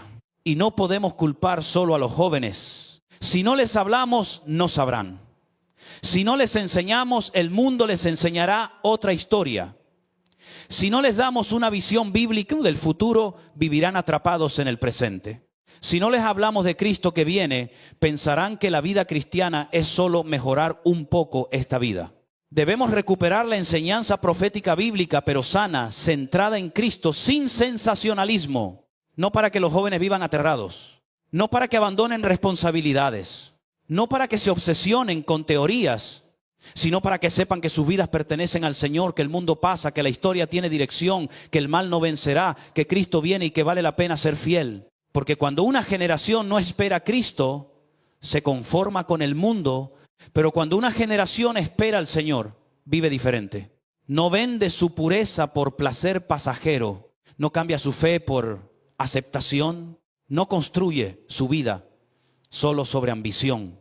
No se deje engañar por ideologías que prometen libertad y producen esclavitud. No se avergüenza de la palabra. Sabe que hay un reino que viene. Y esto nos lleva a una verdad que debemos repetir. Dios controla el límite de la maldad. El hombre puede planificar. Los gobiernos pueden diseñar agendas. Los poderosos pueden trazar proyectos. Los sistemas pueden intentar controlar, pero llegarán hasta donde Dios permita, no más. Satanás sabe que le queda poco tiempo y por eso se mueve con furia. Pero su furia no es soberanía. Su actividad no significa que tenga el control. Dios es soberano. El enemigo corre porque sabe que su tiempo se acaba. Dios reina porque su trono no tiene fin. Y si hace 2000 años ya se decía que Satanás sabía que le quedaba poco tiempo, ¿qué diremos nosotros ahora? Vivimos en una aceleración evidente. Lo que antes tardaba décadas en desarrollarse, ahora ocurre en semanas, días, horas. Una noticia cambia mercados. Una enfermedad cambia el mundo. Una guerra altera regiones. Una decisión tecnológica transforma sociedades. Todo parece acelerarse. Desde los grandes sacudimientos recientes, muchos han sentido que el reloj de la historia comenzó a correr de otra manera. Pandemias, guerras, rumores, crisis económicas, tensiones globales, avances tecnológicos, control digital, inteligencia artificial, armas cada vez más destructivas. Todo se mueve rápido, pero no debemos olvidar. La velocidad de los acontecimientos no supera la soberanía de Dios. Nada se sale de su plan. La Biblia dice que si aquellos días no fueran acortados, nadie sería salvo. Eso significa que Dios pondrá límite. Dios dirá, hasta aquí. Como en los días de Noé, cuando la maldad llegó a un punto y Dios intervino. Como con Babel, cuando la soberbia humana quiso levantar una torre hasta el cielo y Dios descendió. Como con Faraón, cuando endureció su corazón hasta que Dios mostró su poder. Como con imperios que creyeron ser eternos y terminaron convertidos en polvo. Dios tiene el reloj. Y por eso el creyente no vive desesperado, preocupado humanamente, sí, porque somos humanos. Nos duelen nuestros hijos, nuestros nietos, nuestras familias. Nos preguntamos qué mundo heredarán. Nos estremece pensar en lo que viene, pero nuestra preocupación no debe convertirse en incredulidad, debe convertirse en oración. Señor, fortalece a mi familia. Señor, prepara a mis hijos. Señor, despierta a tu iglesia. Señor, guarda mi corazón. Señor, dame gracia para lo que venga. No sabemos hasta dónde veremos. No sabemos cuántos acontecimientos contemplará nuestra generación. No sabemos si veremos al anticristo manifestarse plenamente, si veremos ciertos conflictos escalar, si veremos sistemas de control consolidarse, si veremos persecuciones más severas. Pero sí sabemos que la gracia de Dios será suficiente para cada día que Él nos permita vivir. No recibimos hoy la gracia para 10 años futuros, recibimos gracia para hoy. Y cuando llegue mañana, si llega, habrá gracia para mañana. Cuando venga una prueba, habrá gracia para esa prueba. Cuando venga presión, habrá gracia para permanecer. Cuando venga oscuridad, habrá luz suficiente para caminar. Por eso no adelantemos sufrimientos imaginarios, pero tampoco vivamos dormidos. Velemos, oremos, preparemos a los nuestros. Enseñemos la palabra, hablemos de la venida del Señor. Cuidemos el amor. Porque si la maldad se multiplica, el amor de muchos se enfriará. Pero no tiene por qué enfriarse el tuyo. No tiene por qué apagarse tu lámpara. No tiene por qué dormirse tu fe. No tienes que vivir como una víctima del tiempo. Puedes vivir como un testigo de Cristo en medio del tiempo. Y cuando veas a las naciones moverse, recuerda, Dios ya habló. Cuando veas guerras y rumores, recuerda, Dios ya habló. Cuando veas odio contra Israel, recuerda, Dios ya habló. Cuando veas tecnología que parece preparar control, recuerda, Dios ya habló. Cuando veas líderes prometiendo soluciones universales, recuerda, Dios ya habló. Y si Dios ya habló, entonces abre la Biblia, afirma el corazón y levanta la mirada, porque el Rey viene. Y cuando recordamos que Dios ya habló, entonces podemos mirar los acontecimientos de nuestro tiempo sin caer en dos errores. El primer error es la indiferencia. Decir nada está pasando, todo sigue igual. Siempre ha habido guerras, siempre ha habido crisis, siempre ha habido maldad, siempre ha habido rumores. No hay que prestar atención. Esa actitud es peligrosa porque Jesús no nos llamó a vivir dormidos, nos llamó a velar, nos llamó a discernir los tiempos, Nos llamó a mirar las señales sin perder el centro. Pero el segundo error es la paranoia. Vivir asustados por todo, ver una noticia y perder la paz. Ver una guerra y pensar que mañana se acaba todo. Ver un avance tecnológico y llenarse de terror. Ver una agenda humana y creer que los hombres ya tomaron el control de la historia. Eso tampoco es fe. Eso tampoco es madurez. Eso no honra al Dios que reina. El creyente bíblico no es indiferente ni paranoico. El creyente bíblico vela, observa, pero no se descontrola. Discierne, pero no vive esclavo del miedo. Reconoce que hay señales, pero no olvida que Dios sigue sentado en el trono. Sabe que Satanás se mueve con furia porque le queda poco tiempo, pero también sabe que Satanás no es soberano. El diablo tiene actividad, pero no tiene autoridad final. Los hombres planifican, pero Dios limita. Los poderosos se reúnen, pero Dios gobierna. Los sistemas avanzan, pero Dios dice hasta aquí. Y esto es fundamental para entender lo que estamos viviendo, porque desde hace algunos años muchos han sentido una aceleración. No es solo una impresión emocional. La velocidad con la que cambian las cosas es evidente. Lo que antes parecía tardar décadas, ahora cambia en meses. Lo que antes se discutía durante años, ahora se implementa en semanas. Una crisis puede alterar el mundo entero. Una decisión política puede transformar la economía de millones. Una tecnología puede modificar la manera en que hablamos, compramos, trabajamos, estudiamos y hasta pensamos. Vimos cómo en muy poco tiempo el mundo entero pudo detenerse. Calles vacías, iglesias cerradas por un tiempo, familias encerradas, fronteras bloqueadas, economías sacudidas, personas separadas, miedo en los rostros, noticias constantes, normas cambiando de un día para otro. Gente que nunca había pensado en la fragilidad de la vida empezó a preguntarse qué estaba pasando.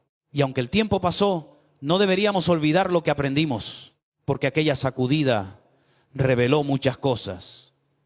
Reveló la fragilidad de los sistemas humanos. Reveló lo rápido que una sociedad puede cambiar. Reveló cuánto miedo puede entrar en el corazón cuando no hay fundamento. Reveló también cómo muchos creyentes estaban más apoyados en la costumbre que en una fe madura. Y reveló algo más.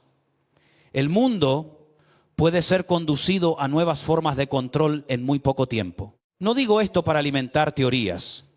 Lo digo como observación espiritual. La Biblia nos enseña que habrá un sistema final de control económico, político y espiritual. Y nuestra generación ha visto que la tecnología, la vigilancia, los datos, la identidad digital y la dependencia de sistemas centralizados pueden avanzar con una rapidez impresionante. Antes, algunas cosas parecían imposibles. Hoy ya no parecen imposibles. Antes uno leía que nadie podría comprar ni vender sin una marca y muchos pensaban cómo podría ocurrir algo así en todo el mundo. Hoy entendemos que con sistemas digitales, datos centralizados, control financiero y tecnología global, la posibilidad técnica ya no parece ciencia ficción. Eso no significa que debamos señalar cualquier cosa y decir, esto ya es la marca. Cuidado, no seamos ligeros. La marca de la bestia tiene un contexto espiritual, político y de adoración muy específico. No debemos confundir cualquier tecnología con el cumplimiento final. Pero sí debemos reconocer que el escenario se está preparando. Y cuando el escenario se prepara, la iglesia debe despertar. No para vivir obsesionada con chips, códigos, dispositivos, monedas digitales o inteligencia artificial, sino para entender que la historia se mueve hacia lo que Dios ya reveló. La pregunta no es si habrá tecnología, la pregunta es, ¿tendremos discernimiento? ¿Tendremos fidelidad? ¿Sabremos decir no cuando el sistema exija adoración, lealtad y sumisión contraria a Cristo?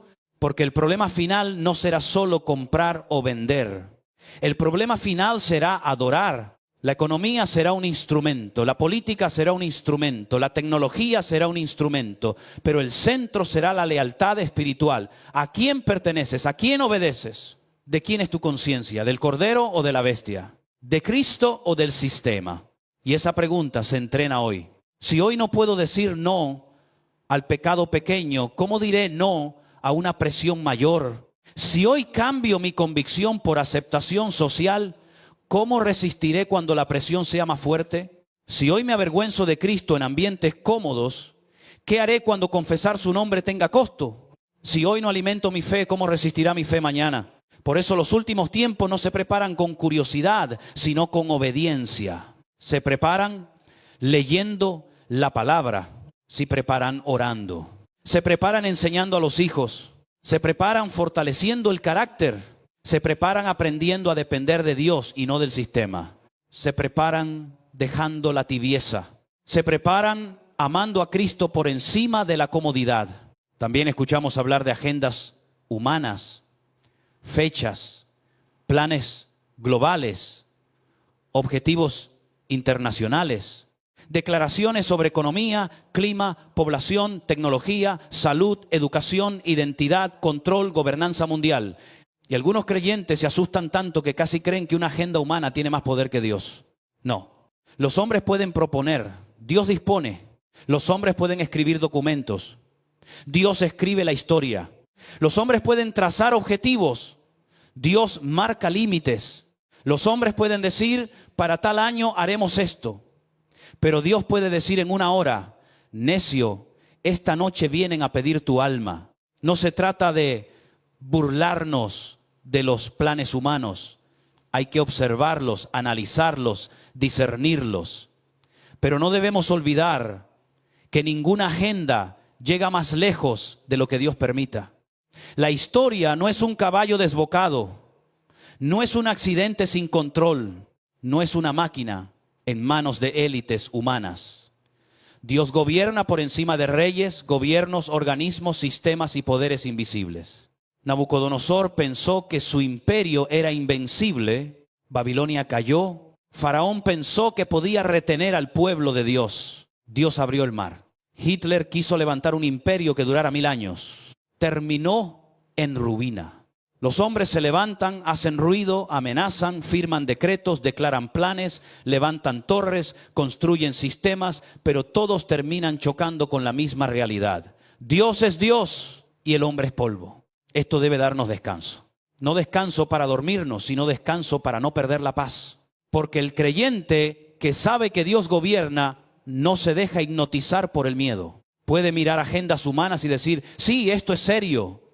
Sí, esto puede preparar escenarios peligrosos. Sí, debo estar despierto. Pero mi Dios reina. Ellos llegarán hasta donde Él permita. La Biblia dice que si aquellos días no fueran acortados, nadie sería salvo. Pero por causa de los escogidos, aquellos días serán acortados. Eso nos enseña algo precioso. Dios conoce el límite. Dios conoce la presión. Dios sabe cuánto permitir. Dios sabe cuándo intervenir. La maldad no será eterna, la tribulación no será eterna, el sistema de la bestia no será eterno, la oscuridad no tendrá la última palabra. Dios acorta, Dios limita, Dios interviene, Dios salva. Y mientras tanto nos llama a permanecer. Por eso debemos aprender a vivir con sobriedad, no negando lo que sucede, pero tampoco entregando el corazón al miedo. Hay creyentes que se llenan de noticias todo el día y luego no pueden dormir. ¿Saben lo último que dijo un líder mundial? Lo último que hizo una organización, lo último que anunció una empresa tecnológica, lo último que pasó en una guerra, pero no saben qué dice el Salmo 91, Mateo 24, Daniel 12, 1 Tesalonicenses, Apocalipsis. Eso no es discernimiento, eso es intoxicación. La información sin palabra puede enfermar el alma. No basta estar informado, hay que estar afirmado. Porque una persona puede saber muchas cosas del mundo y no tener paz. Puede conocer todos los conflictos y no conocer la promesa de Dios. Puede entender economía y no entender la esperanza eterna. Puede saber de inteligencia artificial y no tener la mente de Cristo. Necesitamos ordenar nuestras fuentes. Primero la palabra, luego las noticias. Primero oración, luego análisis. Primero Cristo, luego el mundo. Si inviertes ese orden, terminarás ansioso, cargado, confundido y quizá frío en el amor. Porque el alma no fue creada para alimentarse de crisis constantes, fue creada para vivir de toda palabra que sale de la boca de Dios. Y aquí debemos hablar de la inteligencia artificial y de la tecnología con equilibrio. No debemos adorar la tecnología, pero tampoco debemos hablar como ignorantes. La tecnología puede servir para el bien. Puede ayudar a comunicar el evangelio, Puede traducir, organizar, conectar, enseñar, llevar una predicación a un lugar lejano, permitir que alguien enfermo escuche la palabra desde una cama, que alguien en otro país sea edificado, pero también puede servir a la mentira.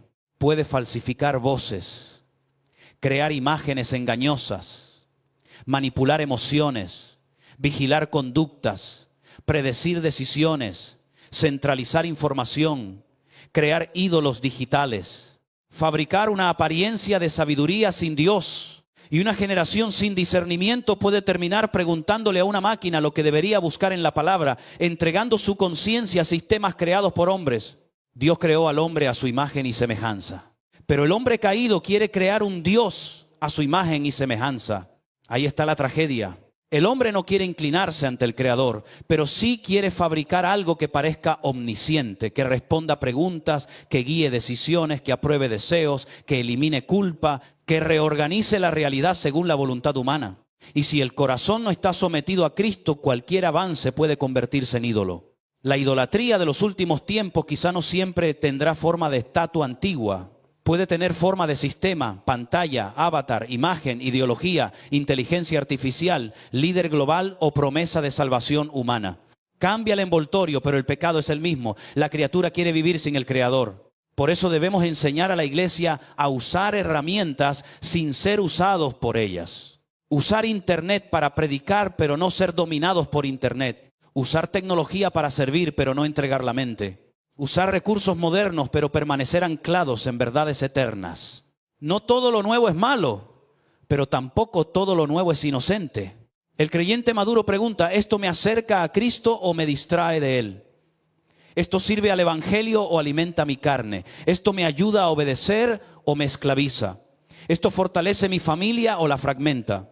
¿Esto me hace más sabio o más dependiente? Porque no queremos ser una iglesia atrasada por miedo, pero tampoco una iglesia ingenua por fascinación. Necesitamos discernimiento. Y ese discernimiento será vital a medida que los sistemas globales se unan más.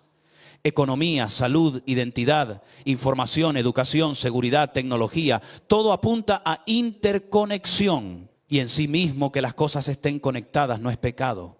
El problema es quién controla, con qué espíritu, para qué propósito y qué exigirá ese sistema cuando llegue el momento. Ahí la iglesia debe tener claro algo. Nuestra lealtad final no pertenece al Estado, ni al mercado, ni a la tecnología, ni a ningún líder humano. Nuestra lealtad final pertenece a Cristo. Si obedecer al sistema contradice obedecer a Cristo, obedecemos a Cristo. Si comprar o vender exige negar al Señor, escogemos al Señor. Si pertenecer socialmente exige abandonar la verdad, permanecemos en la verdad. Si la presión aumenta, pedimos gracia. Porque no fuimos comprados con oro ni plata, sino con la sangre preciosa de Cristo. Le pertenecemos a Él. Y esta pertenencia debe enseñarse ahora, no cuando sea demasiado tarde. Hay que enseñarla a los niños, a los jóvenes, a los nuevos creyentes, a las familias. Debemos formar una iglesia que no solo sepa cantar, sino resistir. Que no solo se emocione, sino discierna. Que no solo hable de bendición, sino de fidelidad hasta el fin. El enemigo entretiene porque sabe que una iglesia distraída no se prepara. Entretiene con placeres, entretiene con peleas, entretiene con rumores, entretiene con ambiciones, entretiene con miedos. Entretiene incluso con profecía mal usada para que la gente hable mucho del fin, pero no se santifique. No caigamos ahí. Si estudiamos los últimos tiempos, que sea para vivir más santos, más despiertos, más amorosos, más fieles, más libres del mundo, más comprometidos con el evangelio, más firmes en la palabra. Porque la pregunta final no es si conocemos fechas, agendas o nombres. La pregunta final es si estamos preparados para permanecer fieles. Fieles cuando el mundo se acelere, fieles cuando la tecnología presione, fieles cuando la economía tiemble, fieles cuando las naciones se agiten, fieles cuando el amor de muchos se enfríe, fieles cuando algunos abandonen la verdad, fieles cuando seguir a Cristo cueste. Y esta fidelidad no nace de la fuerza humana, nace de la gracia de Dios. Por eso debemos orar: Señor, no sé cuánto veremos. No sé qué días vienen, no sé qué pruebas permitirá tu soberanía, pero dame gracia para no negar tu nombre. Dame sabiduría para discernir. Dame valentía para obedecer. Dame amor para no enfriarme. Dame una fe que no dependa de la comodidad, porque el mundo puede cambiar en una hora, pero Cristo no cambia. Los sistemas pueden temblar, pero Cristo permanece. Los planes humanos pueden avanzar, pero Cristo reina. Y el creyente que permanece en Cristo no necesita vivir paralizado por lo que viene. Puede vivir con sobriedad, con vigilancia, con esperanza y con una certeza profunda. Todo está saliendo según el plan de Dios, aunque humanamente parezca oscuro.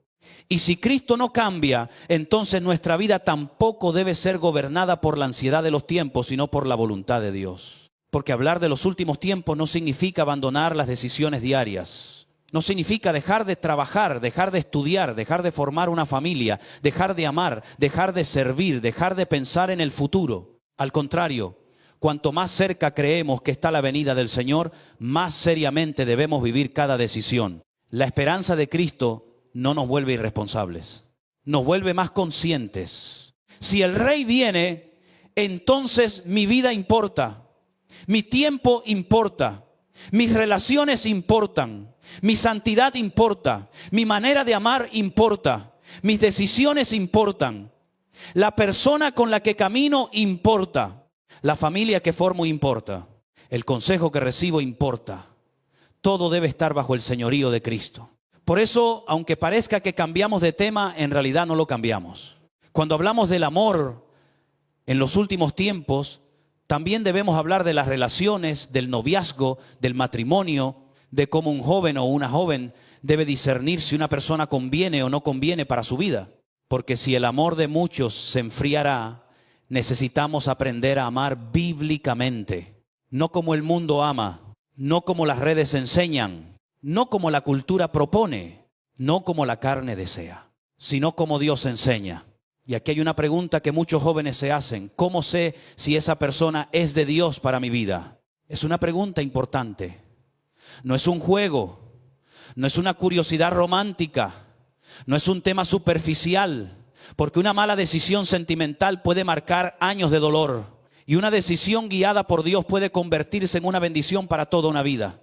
Por eso hay que tratar este tema con seriedad. Vivimos en una generación que juega demasiado con las emociones. Gente que empieza relaciones sin dirección.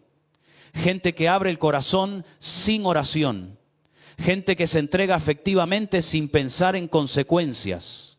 Gente que confunde atracción con voluntad de Dios. Gente que dice, Dios me lo dijo, cuando en realidad solo está siguiendo una emoción intensa. Y después vienen las heridas, vienen las lágrimas, viene la confusión, viene la pregunta.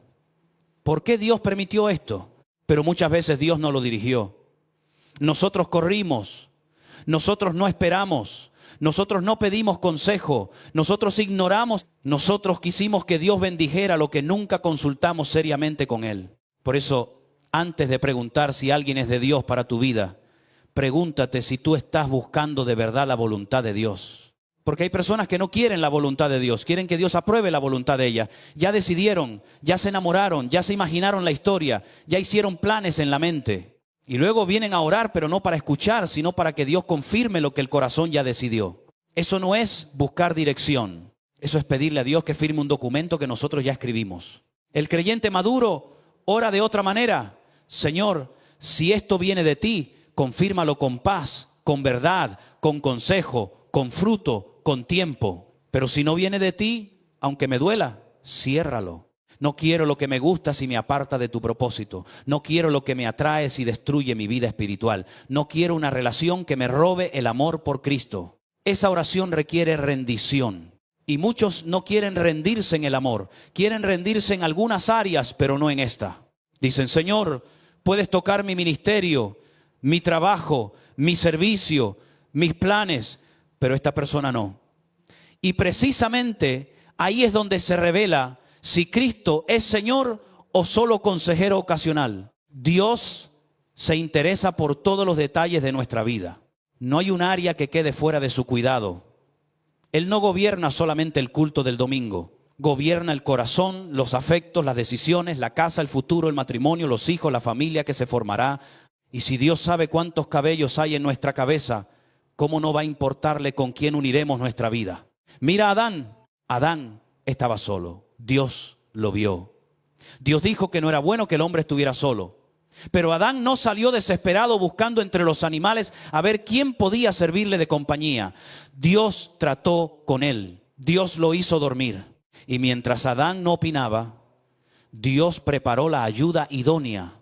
Esto enseña algo profundo. A veces Dios necesita llevarnos a un descanso de nuestras propias opiniones, a un lugar donde dejamos de manipular, de correr, de mirar desesperadamente, de forzar puertas. Un lugar donde decimos, Señor, tú sabes lo que me conviene mejor que yo.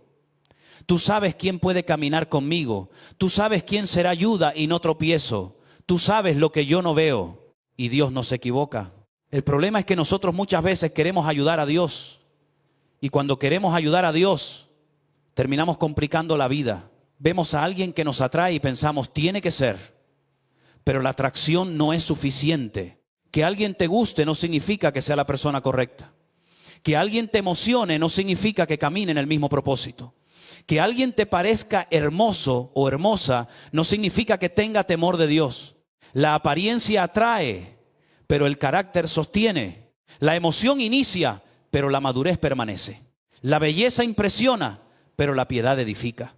Y una relación no se sostiene solamente con química. Se sostiene con propósito, con fe, con carácter, con obediencia, con visión compartida, con amor verdadero, con perdón, con paciencia, con temor de Dios. Por eso, si te gusta alguien, ora.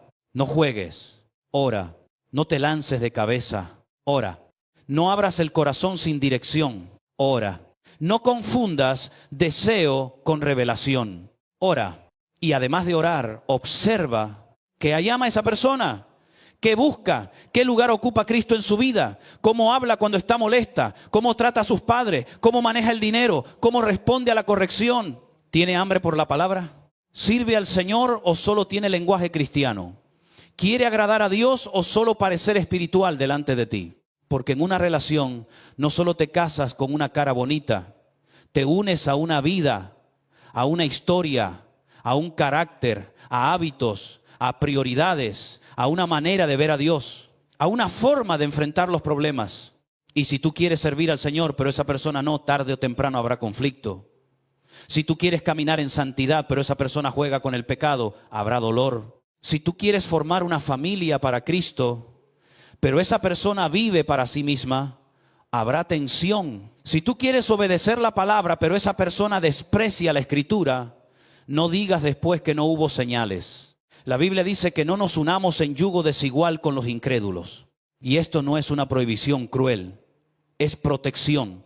Dios no está intentando quitarte felicidad, está guardándote de una unión que puede partirte por dentro, porque dos no pueden caminar juntos si no están de acuerdo. Puedes amar intensamente a alguien, pero si no comparten el mismo Señor, el mismo fundamento y la misma dirección espiritual, el camino será muy difícil. Algunos dicen, pero yo lo voy a cambiar. Cuidado, tú no eres el Espíritu Santo. No entres en una relación para evangelizar sentimentalmente a alguien. Evangeliza, sí. Ama las almas, sí. Ora por los perdidos, sí. Pero no entregues tu corazón pensando que tu amor humano puede hacer lo que solo Cristo hace. Muchas personas han entrado a relaciones diciendo, yo lo voy a acercar a Dios.